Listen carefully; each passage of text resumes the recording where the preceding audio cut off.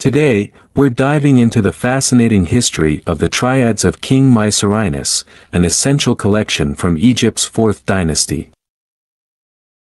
King Mycerinus, the successor of Chephren, is most famously known for the third pyramid at the Giza Plateau, built during his reign around 2500 BCE.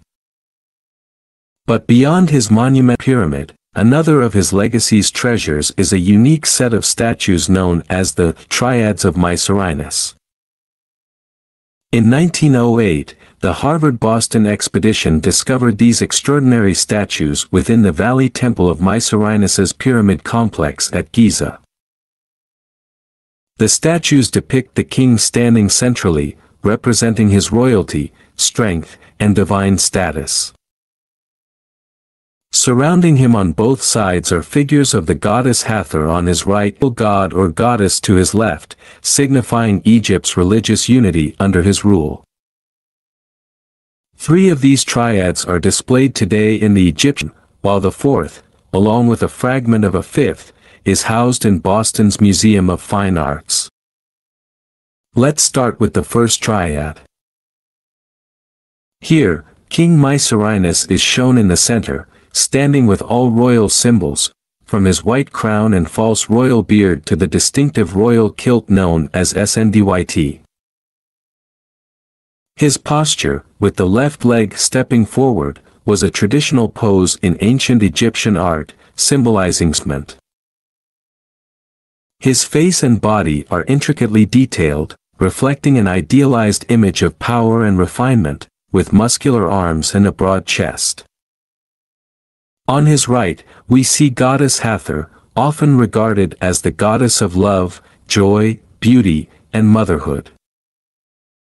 She is depicted here with a sun disk framed by cow horns on her head, indicating her association with the sky. Her role as the nurturer of all pharaohs and her close relationship with Mycerinus are emphasized by her Shin sign, symbolizing eternal protection. The sculpture to her feminine beauty is clear in her long, narrow dress and the fine details of her wig. The king's left is a figure personifying one of Egypt's administrative regions, known as nomes. This goddess, to the sndyt nome, the 17th nome of Upper Egypt, wears a distinctive headdress with the jackal god Anubis, symbolizing her local significance. Moving to the second triad, we see slight variations. Again, King Mycerinus stands in the middle, displaying the same royal attire. Hathor is present on his right, this time with her arms relaxed at her sides, and her legs positioned side by side. To the left is a god representing the 4th nome of Upper Egypt. His emblem, the W3S scepter, signifies the city of Thebes, underscoring the king's connection to key religious centers across Egypt. In the third triad, we find similar elements, with Hathor on the right, her left arm down at her side, while her right hand holds the Shin symbol. A local goddess representing the 7th nome, which corresponds to the modern-day Naga Hammadi, stands to the king's left. Her headdress features a blend of human and animal elements, symbolizing the deity of this region. She holds a cylindrical object in her hands, again demonstrating the artist's skill in capturing intricate details and giving symbolic significance to everyday objects.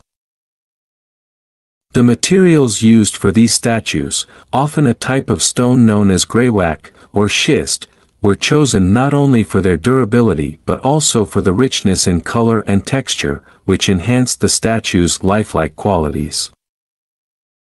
Some theories suggest that there may have originally been over 30 triads, one for each of Egypt's nomes.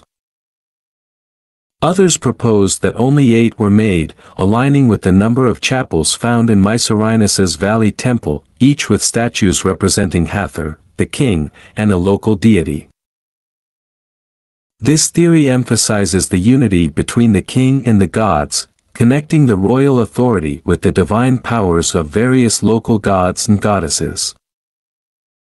In summary, the Triads of Mycerinus are a masterpiece of ancient Egyptian art and symbolism, merging divine imagery with political power.